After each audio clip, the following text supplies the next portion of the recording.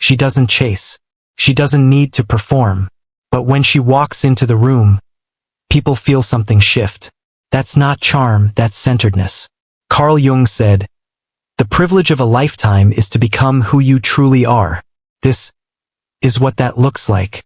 Have you ever met a woman who didn't need to try hard, yet somehow commanded attention without saying a word? She wasn't the loudest in the room. She wasn't wearing the most expensive clothes. But there was something about her presence that made you want to listen, made you want to get closer, made you want to stay. What is that magnetic quality? What makes some women irresistibly attractive without effort? Today, we're diving deep into the psychology of mature feminine magnetism. Based on Carl Jung's revolutionary insights about human nature, we'll explore 6 powerful habits that transform ordinary women into absolutely irresistible forces of nature. But here's the truth Jung discovered. This isn't about manipulation or games. It's about something much deeper. It's about becoming whole. Picture this. She walks into a coffee shop wearing jeans and a simple sweater. No dramatic makeup. No designer handbag. Nothing flashy. But somehow, she becomes the center of gravity. The barista smiles a little brighter. Conversations quiet down when she speaks. People lean in when she talks, not because she's loud, but because her words carry weight. What's happening here isn't magic. It's psychology. These women possess what Jung called numinous presence, a quality that emanates from deep inner work and self-acceptance. They don't seduce with form. They invite with presence. Think about the most memorable women in your life. I bet they weren't necessarily the most conventionally beautiful, but they had something else. Something that made you feel different when you were around them. They had integrated what Jung called the totality of the self. They weren't performing femininity, they were embodying it in its most authentic form. This is why their attraction feels different. It's not desperate or needy. It doesn't require constant maintenance or validation. Simply is. And that isness, that complete acceptance of themselves, creates a magnetic field that draws people in like moths to a flame. Carl Jung spent his entire career studying what makes some people irresistibly charismatic while others struggle for attention their whole lives. His breakthrough discovery: the most attractive people aren't the ones hiding their flaws. They're the ones who've made peace with their entire being. Jung called this individuation, the process of integrating all parts of yourself, including the parts you'd rather keep hidden. Most people spend their lives wearing masks. The perfect daughter mask. The successful professional mask. The together woman who has it all figured out mask. But here's what Jung discovered. These masks are exhausting. And more importantly, they're transparent. People can sense when you're performing, even if they can't articulate it. The truly irresistible woman has done something radical. She's looked at her entire self, the light and the shadow, the beautiful and the broken, and said, "This is me, all of me, and I choose to love what I see." This isn't about perfection. It's about integration. It's about saying, I've been angry and I've learned from it. I've been scared and I've found my courage. I've been heartbroken and I've discovered my resilience. When a woman reaches this level of self-acceptance, something magical happens. She stops trying to be attractive and simply becomes attractive. The effort disappears, but the magnetism intensifies. Jung believed this was the highest form of human development, not the elimination of our difficult emotions and experiences, but the integration of them into a coherent, authentic whole. And nothing, absolutely nothing, is more irresistible than authenticity. Let me tell you about Sarah. Sarah used to check her phone every 5 minutes, waiting for likes on her photos. She'd change outfits 3 times before leaving the house, wondering what people would think. She'd agree with opinions she didn't share, just to avoid conflict. Then something shifted. It wasn't overnight. It was a gradual awakening that happened after years of exhaustion from trying to be everything to everyone. One day, she looked in the mirror and had a conversation with herself. What if I stopped asking the world to tell me I'm okay? What if I just decided I was okay? This is the first habit of irresistible mature women. They've moved from external validation to internal validation. They don't need someone else to tell them they're beautiful to feel beautiful. They don't need applause to know they've done good work. They don't need romantic attention to feel worthy of love. This doesn't mean they're cold or unfeeling. It means they've developed what psychologists call secure attachment to themselves. When you encounter a woman like this, you feel it immediately. There's no desperation in her energy. No fishing for compliments. No performing for approval. She doesn't need a spotlight because she's already lit from within. And here's the paradox Jung identified. The less she needs your approval, the more you want to give it to her. Think about it. When someone is constantly seeking your validation, how does it make you feel? Tired, right? Like you're carrying the weight of their self-esteem. But when someone is genuinely secure in themselves, being around them feels restful. You don't have to manage their emotions or inflate their ego. You can just be. This is why self-validated women are so attractive. They create space for authentic connection instead of demanding constant reassurance. They've answered the question that haunts most people, am I enough? And their answer is a quiet, confident yes. Here's something most people get wrong about boundaries. They think they have to be harsh or mean to be effective. The irresistible, mature woman has mastered something much more sophisticated. She's learned to say no in a way that doesn't wound, but also doesn't waver. Let me paint you a picture. Your friend calls at 11 p.m., drunk and dramatic, wanting to rehash the same relationship problems for the 100th time. Most people either answer and get sucked into an exhausting 2-hour conversation, or B, ignore the call and feel guilty about it. The mature woman does something different. She answers, hey, I can hear you're having a tough night. I care about you, but I'm not available for this conversation right now. Let's talk tomorrow when we can have a real conversation about solutions. Clear, kind, unshakable. This is boundary setting as an art form. Jung understood that healthy boundaries aren't walls, they're gates with selective entry. They protect your energy while still allowing for genuine connection. Women who've mastered this don't apologize excessively for their limits. They don't over-explain or justify their decisions. They simply state what works for them and what doesn't. I don't discuss my personal finances. I don't engage in gossip about mutual friends. I need to leave by 9 p.m. to maintain my sleep schedule. Notice how these statements are about self-care, not other punishment. That's the key. Immature boundary setting often comes from anger or resentment. It's reactive and punitive. Mature boundary setting comes from self-love and clarity. It's proactive and protective. The result? People around her feel safer, not rejected. They know where they stand, which actually allows for deeper intimacy within appropriate limits. Her boundaries aren't walls keeping people out. They're the foundation that makes genuine closeness possible. This might be the most revolutionary habit of all. Most people spend enormous energy trying to hide their negative emotions, their past mistakes, their moments of weakness. They present a sanitized version of themselves to the world. The irresistible mature woman has done something that terrifies most people. She's turned toward her darkness instead of away from it. Jung called this shadow work, the process of acknowledging and integrating the parts of ourselves we'd rather pretend don't exist. Her anger? She's studied it, understood its message, and learned to express it constructively. Her sadness? She's let it flow through her instead of numbing it, and discovered the depth of her own compassion. Her jealousy? She's examined what it reveals about her desires and insecurities, and used that information to grow. Her failures? She's mined them for wisdom instead of burying them in shame. This isn't about becoming comfortable with destructive behavior. It's about becoming comfortable with the full spectrum of human experience. When you meet a woman who's done this inner work, you feel it immediately. There's no pretense. No performance of perfection. No anxiety about being found out. She's not afraid of her darkness because she's already made friends with it. And paradoxically, this makes her light shine brighter. You can't have true brightness without acknowledging the darkness. You can't have genuine joy without having felt genuine sorrow. Jung said, one does not become enlightened by imagining figures of light, but by making the darkness conscious. The woman who's done this work carries a different energy. She's not fragile in the way that people pleasers are fragile. She's been through the fire and emerged not unscathed, but unbroken. This resilience is deeply attractive because it signals safety. You sense that she won't fall apart at the first sign of conflict or difficulty.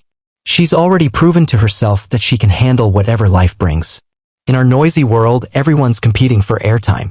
Social media has turned communication into a constant stream of commentary, opinions, and reactions.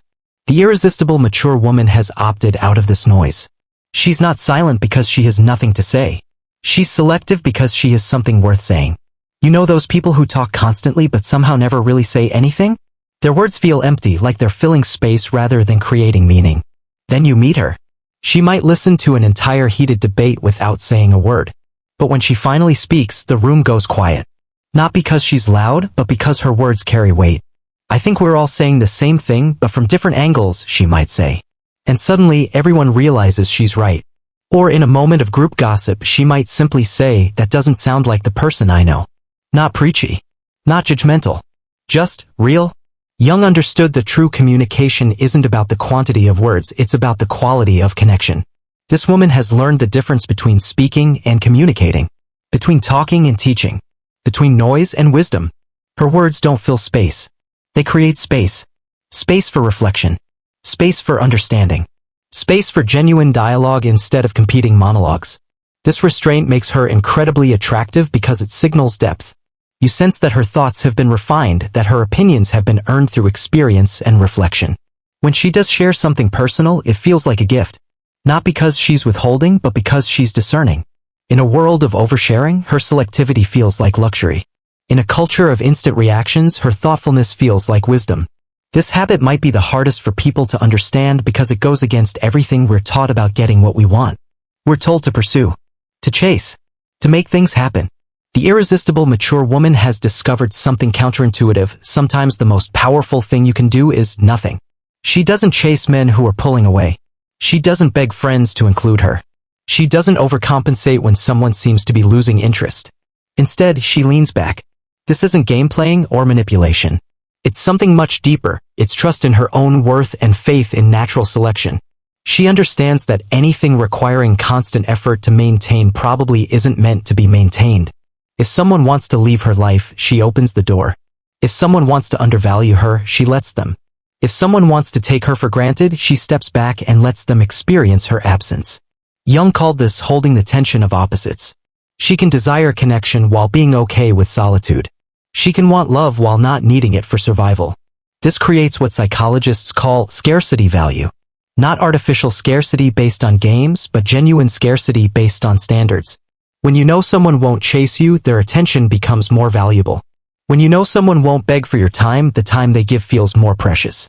But here's the deeper truth, this habit isn't about attracting others. It's about attracting the right others. The people who appreciate her leaning back are the people who understand her worth. The people who were put off by her boundaries probably weren't right for her anyway. She's not trying to be attractive to everyone. She's trying to be attractive to her people. This is the habit that transforms everything else from technique to transformation. Most people enter relationships from a place of incompleteness. They're looking for someone to fill their gaps, heal their wounds, complete their story.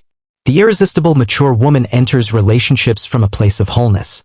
She's not looking to be completed. She's looking to connect. This doesn't mean she doesn't want partnership. It means she doesn't need it for survival. She's done the work of becoming her own best friend, her own source of comfort, her own source of entertainment. She enjoys her own company. This is revolutionary in a culture that teaches us romantic love is the highest goal and single is a problem to be solved. She solved the problem of being alone by learning to be alone without being lonely. Jung believed this was essential for healthy relationships. Two whole people choosing each other creates something entirely different from two half people trying to make one whole person.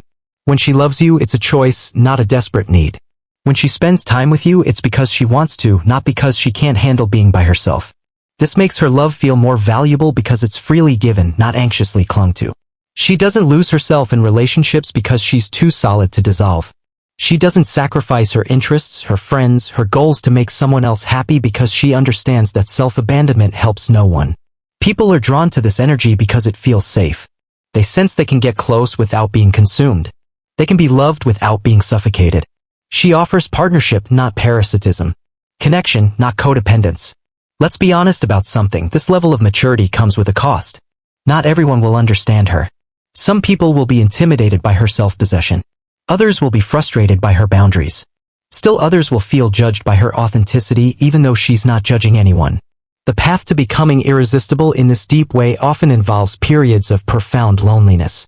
She might lose friends who were only comfortable with her when she was insecure and seeking approval. She might end relationships that required her to be smaller than she really is. She might walk away from situations that don't honor her worth. There are nights when she wonders if being this authentic is worth it. Moments when the old people-pleasing patterns seem easier than the work of being real. But here's what Jung understood: this loneliness isn't empty. It's fertile.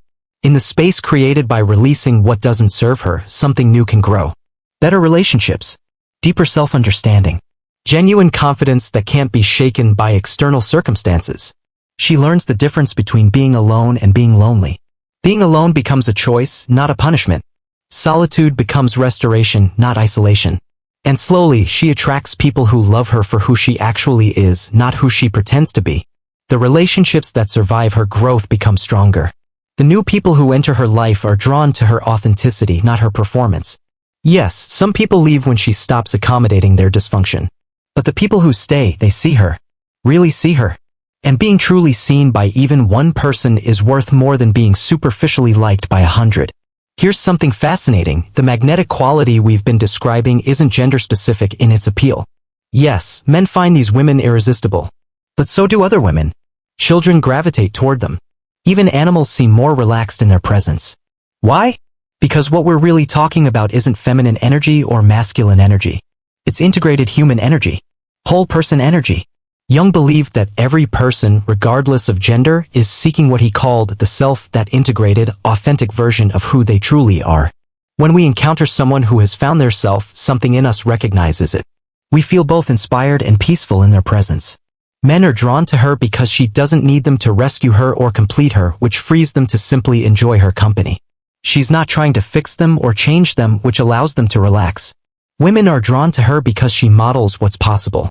She shows them that you can be strong without being harsh, vulnerable without being weak, independent without being cold. Children love her because children always recognize authenticity. They sense she's not performing for them or managing their emotions. She's just present. This universal appeal happens because authentic people create psychological safety. You don't have to guess what they're thinking or worry about hidden agendas. You don't have to manage their emotions or walk on eggshells. Being around them feels like being around a warm fire on a cold night. Comforting. Restorative. Real. Becoming irresistible isn't about being better. It's about being real. If you've made it this far, you might be wondering, how do I develop these habits? How do I become this kind of woman? Here's the beautiful truth Jung discovered: you don't need to become anyone else. You just need to become yourself. The woman we've been describing isn't a character you put on. She's who you are underneath all the conditioning, all the fear, all the strategies you've developed to survive in a world that often doesn't feel safe enough for authenticity. She's been there all along, waiting for you to stop performing and start being. The habits aren't techniques to master. They're natural expressions of someone who's done the inner work of self-acceptance and integration. You don't need to grit your teeth and force boundaries. When you truly value yourself, boundaries become natural. You don't need to practice not seeking approval. When you approve of yourself, external validation becomes nice but not necessary. You don't need to try to speak less. When you have nothing to prove, you naturally become more selective with your words. The transformation happens from the inside out, not the outside in. Start where you are. Notice where you're performing instead of being. Notice where you're seeking approval instead of trusting your own judgment. Notice where you're abandoning yourself to make others comfortable. And then gently, courageously choose differently. You don't need to flip a switch and become perfectly self-actualized overnight. Growth is a process, not an event. But every small choice toward authenticity, every tiny step toward self-acceptance, every moment you choose being real over being liked, it all adds up. One day you'll realize you're not trying to be attractive anymore. You're not working to be irresistible. You just are. And that is the most irresistible thing of all. The world needs more women who are brave enough to be themselves. Women who show others what's possible when you stop hiding and start living. You don't need to chase anyone. You don't need to perform. You just need to trust that who you really are is more than enough. She's been waiting for you to find her. She's been waiting for you to come home. The privilege of a lifetime is to become who you truly are. Carl Jung.